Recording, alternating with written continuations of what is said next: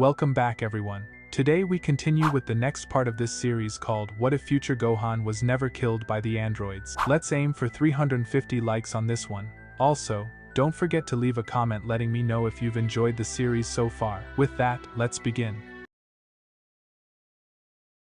Outer hemisphere of Jupiter, spaceship. The atmosphere inside the spaceship was tense. A menacing figure, a woman with an aura of authority, sat in the center of the room. She crossed her legs and glared at the blank screen in front of her. "What happened?" she demanded, her voice dripping with menace. A red-skinned humanoid in Sen armor spun around from his computer station. "It seems the probe we sent has been damaged and can no longer transmit images. I'll commission a replacement immediately." "Don't bother," she replied, her voice raspy but commanding. "We've been hiding behind this planet for far too long. Tell the other ships to move out immediately." With that, she stood from her throne and gracefully descended the short steps leading to the circular pathway that encircled the control room. She moved towards a white hallway extending from the room, her footsteps echoing in the silent tension of the ship. As she walked past, the aliens at their computer stations worked diligently, desperate to prove their worth. Entering the hallway, she could hear excited whispers and shouts of joy echoing from the control room. She soon noticed silent footsteps following her.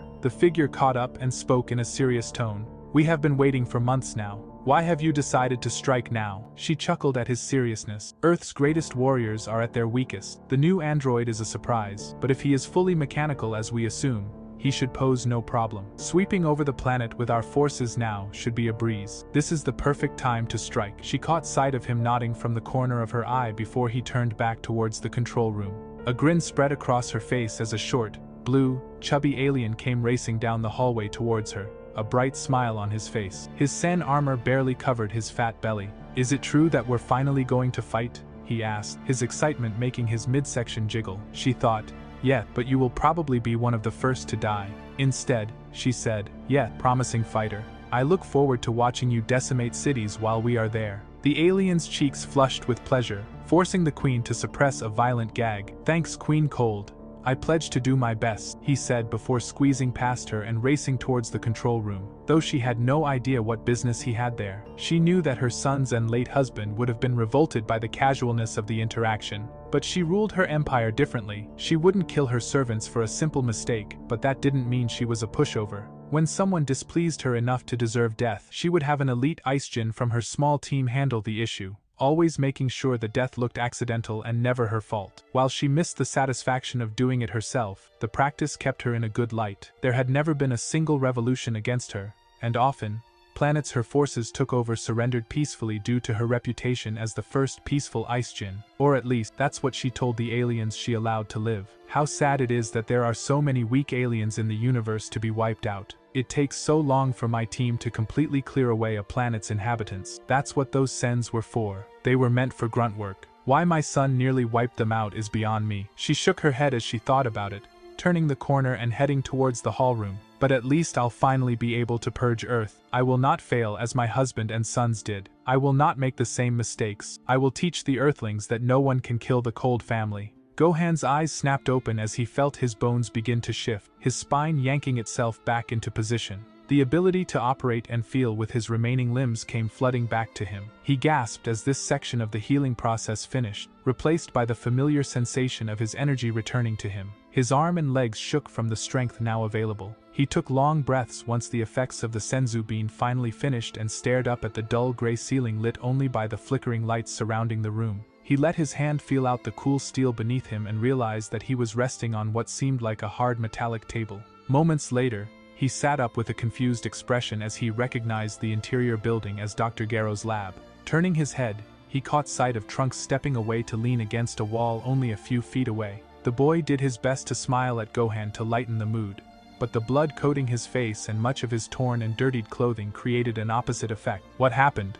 Gohan asked, equally confused and worried. "Oh, where do I begin?" Trunks said darkly as his eyes fell, now studying the dusty dark-tiled floor. "Why am I here? What happened with 16 and 18? How long have I been out?" Gohan shifted his sitting position so that his legs were dangling off the table, now facing Trunks. "You've been out for maybe half a day, I think. I would have found the Senzu sooner, but with all that's been happening." Trunks' tired left arm reached up and wiped away a bead of blood slowly trickling down his forehead. Before Trunks could continue, Gohan asked, "What happened to you? Are you okay?" He reached out and reassuringly gripped the boy's shoulder, doing his best to appear like a father figure. Trunks released a half-hearted chuckle before gently pushing away Gohan's hand. "I'm all right, Gohan. Nothing too major has happened. At least not to me. That's not important anyway. I need to fill you in on what's happened." Gohan nodded and motioned for the lavender-haired teen to continue. "Well, let's just, well, you know that, freezer guy? I think, well, she," a semi-annoyed shout vibrated across the room. "Take a deep breath and start again, son." Gohan's eyes widened as he heard Bulma's familiar voice echo from the back of the lab, near the main computer. He turned and stared, mouth gaping, at the blue-haired woman, her arms crossed and a sad smile plastered upon her face. She gave a faint wave and said, "Good to have you back, Gohan. I was seriously worried for you." Gohan's immediate response was, "What are you doing here, Bulma? Don't you know how dangerous it is here? The androids could be back any minute." Bulma only laughed at his panic before looking down with an expression of shame. Why would she be shameful? She rubbed her arm nervously and said, "Actually, ironically, I think this is the safest place I could be right now. Pretty remote location if you think about it. And, answering your question about 18, well, she's..." Rather than finish her statement, she simply moved to the side. Behind her was the grumpy form of 18 sitting on the floor, leaning against the wall. She smiled as she saw Gohan's shocked expression. "Surprised? Asshole?" Gohan simply stared at the android, trying to understand what was happening. He glanced at the floor surrounding 18 and found several distinct tools scattered across the tiles. Connecting that to the fact that the android was now missing her right arm, it was obvious what was happening. Turning his attention back to Bulma, he said, "You're fixing her? Why would you be?" He lost his ability to speak as the feeling of absolute betrayal washed over him. He turned his head and stared at the bruises and cuts littering Trunks' tired body. Gohan's head dropped as he put together the puzzle pieces. In a low monotone voice, he spoke out to Bulma. "I get it. They threatened to kill Trunks if you didn't fix 18's arm. They even roughed him up to prove it. That's why you're here. So where's 16? His entire posture read defeat. 18 released a loud sarcastic laugh before saying, "I wish, asshole. Actually, something far worse is going on. So how about you get over your self-pity thing and listen to the brat over there?" "Don't call my son a brat," Bulma snapped defensively. "Shut up, bitch." 18 spat, visibly angry at the frail woman's nerve to talk back to her. She wanted so desperately to snap her neck, but knowing that Bulma was the only one able to repair her arm stopped her rash actions. 18 thought that the human should have been far more tentative to her due to the android's reputation, but it seemed. "Don't call my mom a bitch," Trunks shouted angrily as he pushed himself off the wall, half limping towards 18. "Sit the fuck down, Limpy. You're not gonna do anything." 18 chuckled at Trunks' pathetic attempt at being menacing. "Don't curse at my son, you stupid wench," Bulma shouted, now fully facing the android, hands on her hips. "What did you just call me?" 18 said, more amused than angry at Bulma's insult, relieving some of the stress she felt. "You really couldn't think of anything better than that. A wench? Jeez. How PG could you possibly be, Grandma? I am nowhere close to being a grandma." "Enough," Gohan shouted, tired of the pointless bickering. "Someone tell me what's going on right now. Or, wait." He suddenly whipped his head towards the entrance of the cave, sensing thousands of energy levels, all hundreds of times stronger than any normal human, far off near Pepper City. Though none of the levels could compete with either his or Trunks's, it was the sheer number that caught Gohan's attention. "What is that?" he asked, dumbfounded. "Finally noticed it. Huh," Trunks answered. "Do you feel the other two armies?" "Army?" Gohan widened his search and found two more large pockets of warriors of equal levels at opposite sections of the globe. There were several other groups of striking key signatures, though they were nothing compared to the unbelievable numbers Trunks had pointed out. As Gohan continued to track the key levels, he noticed that several of the power levels were completely vanishing, gone in an instant. What he took more time to notice was that the same was happening with the low levels of the citizens of Earth, at a far more alarming rate. "They're being slaughtered. Why are there armies? What's going on?" Gohan asked, panicked. Bulma was the one to answer. Queen Cold, Frieza's mother. She sent 3 separate spaceships identical to the one Frieza arrived in, but far larger. She sent out an incredibly loud broadcast voicing her intentions and her demands, which were, well, you, Gohan. The elder Sen stared at her in confusion, first understanding that there was now a Queen Cold, and then understanding the invasion. After a long pause, he said while already guessing the answer, "Why me? You're Goku's son." She felt it fair that she should be allowed the satisfaction of killing you since Goku killed her sons. Gohan sighed and laid back on the steel table, his voice calm and collected. Makes sense. Then why don't we just give her what she wants? There was a long stunned silence before Trunks spoke up. What are you talking about? All this death and destruction. I don't want to fight it anymore. There's always another enemy. This one just came early before 16 could be resolved. There's just no point to all of this, no point to the struggle. Gohan knew this reason wouldn't work, so he voiced another. All this conflict we've experienced has always been centered around my father and my bloodline. Raditz came because Goku was his brother, then Vegeta and Nappa, then Frieza happened. I mean, he and his father only came to Earth because of their vendetta against my dad after Frieza lost on Namek. Hell, wasn't part of the Red Ribbon Army. Bulma slowly nodded. Exactly. Gohan continued. Dad dismantled the Red Ribbon Army. I'm pretty sure the androids were Gero's revenge plan against Goku and his entire bloodline, which only includes myself. He sighed as he prepared to move on to the last section of his speech. And now, even Queen Cold has finally come after me. The last remnants of Goku. She's willing to put the people of Earth in danger like every enemy we've faced so far. And it's all because of me. I realize now that the world's better off with me gone. Gohan, Bulma said wistfully as she stared at him. You can't just give up. The Saiyan simply shrugged, which looked strange as he lay against the steel table. If it saves the Earth, then why not? I'm fine with sacrificing myself for that. Bulma immediately shook her head and said, that wouldn't work. She's planning on destroying the entire Earth anyway. Your capture wouldn't prevent it. But even that you'd say that.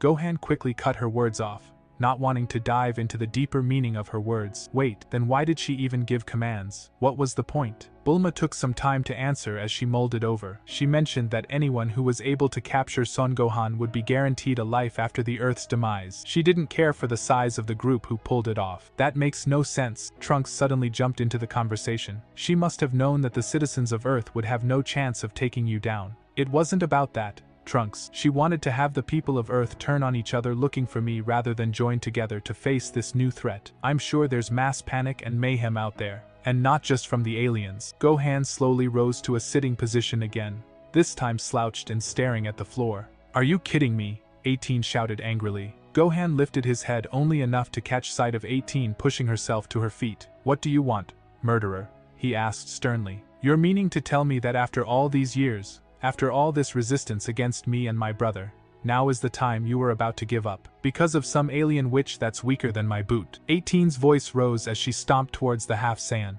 Gohan sat up and said, that's not it. It's what she represents. Represents my butt. I don't care, you coward. 18 finally reached the table Gohan was resting on and threw a hard punch against his cheek. The Saiyan snarled in anger and immediately swung back, landing the blow against her chin and knocking the android back several feet before she fell onto her rear. Hehehe, seems like you still got some fight left in you, jerk, she said, rubbing her jaw as she stood back up. Why are you even here? 18, Gohan shouted. He turned to Bulma and said angrily, I understand what's going on outside now, but that doesn't account for why you're fixing her arm, Bulma. Bulma shuffled from foot to foot nervously, wiping away both grease and blood from her hands to her jeans before continuing. I'm actually not fixing her arm. That would take time we don't have. I'm just making sure she doesn't bleed to death. Gohan finished her sentence hysterically. Isn't that what we've wanted all along? For her to finally be gone and rid from this world? Bulma shook her head, nervously playing with the bottom of her oil-covered t-shirt. It's not that simple,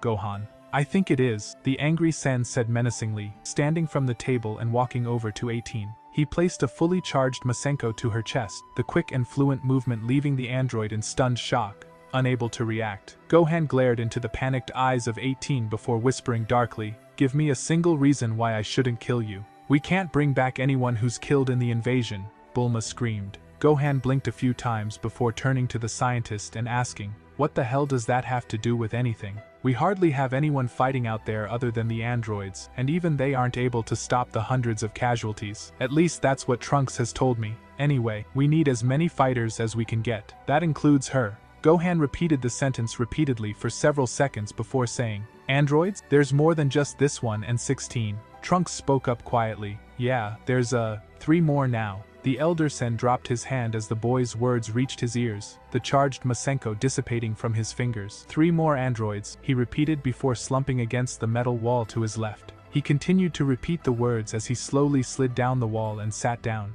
his eyes wide open yet unable to see anything past the hell he was envisioning. 3 more androids. Both Bulma and Trunks rushed over and knelt down next to Gohan, Trunks reaching out and shaking Gohan's shoulder softly and reassuringly as Bulma said, "Gohan, they're on our side. We have a truce, Gohan. That's why we are helping 18. The words were lost on the elder Sen as he continued to murmur repeatedly, "3 more androids! Gohan, snap out of it!" Trunks shouted, shaking his master more violently than before, but his efforts were in vain as Gohan continued his ranting. 3 more androids, 3 more monsters, 3 more killers. Cut it out, Trunks shouted. Tired of Gohan not listening to his words, the lavender-haired teen pulled back his hand and landed a powerful slap to the cheek of his master, instantly pulling Gohan back to his senses. Gohan's immediate response was a snarl as he cocked back his fist, but when he realized who had dealt the blow, he relaxed. Placing his hand to his forehead, he rubbed it gently before saying, "Sorry, I kinda zoned out there for a second. What were you saying?" Bulma leaned back with a relieved sigh, resting her weight on her hands. "I was just saying, wait, are you okay?" she asked, concerned as Gohan had started to stare down at the floor, his hair falling to cover his eyes. Her only response was a slight nod. "Okay," Bulma slowly continued. We've sort of teamed up, Gohan. 16 and I spoke after Trunks brought me here and told me that he and the androids he turned on would try and fight off Cold's forces. Only if," 18 interrupted, watching Gohan's mental breakdown with a serious frown. "She helps me with both my arm, and," she lifted her hand and tapped her temple, "if she removes something in my head." Those were the terms and conditions. A light murmur exited Gohan's mouth as he continued to stare at the dirty tiles. "I don't care about whatever is in your head, 18. I don't care about the terms and conditions. I don't care anymore."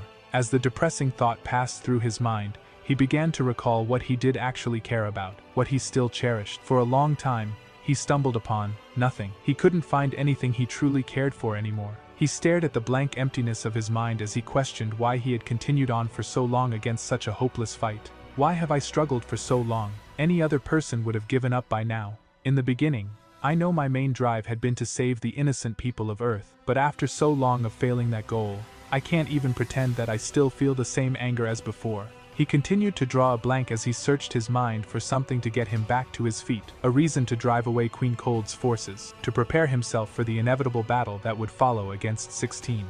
Have I really been fighting for nothing this whole time? Have I been an empty warrior for so long that I've forgotten my own emptiness? In his slouched position, he caught sight of Trunks's bright yellow boot out of the corner of his eye. He lifted his head slightly and stared at the concerned boy, his eyes worried and scared. It hurt Gohan to see the face the lavender-haired teen wore. Gohan internally laughed at his supposed lack of purpose and care. "I may not care about much anymore, but I still care about my little brother. And Bulma for that matter. She's been like a second mom to me. I may not have the same will to fight for the people, but I'll still fight my hardest to protect those closest to me." That's it for this episode, guys. If you've watched to the end, then that may be an indication that you enjoy the episode, so please drop a like so the video could reach more people. See you in the next episode. Take care.